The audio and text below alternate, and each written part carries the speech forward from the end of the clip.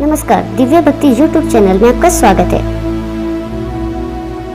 आज हम प्रत्येक प्रदोष व्रत पर सुनी जाने वाली एकमात्र कथा सुनने वाले हैं। इस कथा को आप व्रत के दिन या अन्य दिन भी सुन सकते हैं। प्राचीन काल में एक गरीब पुजारी हुआ करता था। उस पुजारी की मृत्यु के बाद उसकी विधवा पत्नी अपने भरण पोषण के लिए पुत्र को साथ लेकर भीख मांगती हुई शाम तक घर वापस आती थी। एक दिन उसकी मुलाकात विदर्भ देश के राजकुमार से हुई, जो कि अपने पिता की मृत्यु के बाद दर दर भटकने लगा था। उसकी यह हालत पुजारी की पत्नी से देखी नहीं गई। वह उस राजकुमार को अपने साथ अपने घर ले आई और पुत्र जैसा रखने लगी। एक दिन पुजारी की पत्नी अपने साथ दोनों पुत्रों को शांडिल्य ऋषि के आश्रम में ले गई। वहां उसने ऋषि से शिवजी के प्रदोष व्रत की कथा एवं विधि सुनी तथा घर जाकर अब वह भी प्रदोष व्रत करने लगी। एक बार दोनों बालक वन में घूम रहे थे। उनमें से पुजारी का बेटा तो घर लौट गया, परंतु राजकुमार वन में ही रह गया। उस राजकुमार ने गंधर्व कन्याओं को क्रीड़ा करते हुए देखा तो उनसे बात करने लगा। उस कन्या का नाम अंशुमति था। उस दिन वह राजकुमार घर देरी से लौटा। राजकुमार दूसरे दिन फिर उसी जगह पहुंचा जहां अंशुमति अपने माता पिता से बात कर रही थी।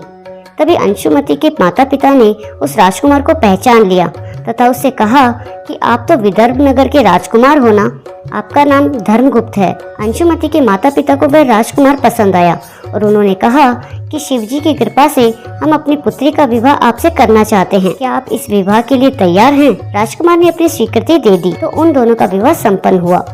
बाद में राजकुमार ने गंधर्व की विशाल सेना के साथ विदर्भ पर हमला किया और घमासान युद्ध कर विजय प्राप्त की तथा पत्नी के साथ राज्य करने लगा। वहां उस महल में वह पुजारी की पत्नी और पुत्र को आदर के साथ ले आया तथा साथ रखने लगा।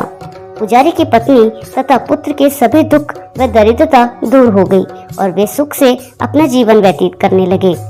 एक दिन अंशुमति ने राजकुमार से इन सभी बातों के पीछे का कारण और रहस्य पूछा। तब राजकुमार ने अंशुमति को अपने जीवन की पूरी बात बताई और साथ ही प्रदोष व्रत का महत्व और व्रत से प्राप्त फल से भी अवगत कराया। उसी दिन से प्रदोष व्रत की प्रतिष्ठा व महत्व बढ़ गया तथा मान्यता अनुसार लोग यह व्रत करने लगे।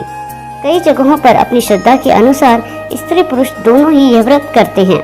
इस व्रत को करने से मनुष्य के सभी कष्ट और पाप नष्ट होते हैं एवं मनुष्य को अभिष्ट की प्राप्ति होती है। भगवान शिव जी की कृपा आप और आपके परिवार पर बनी रहे, इसी आशा के साथ वीडियो का समापन करते हैं। धन्यवाद।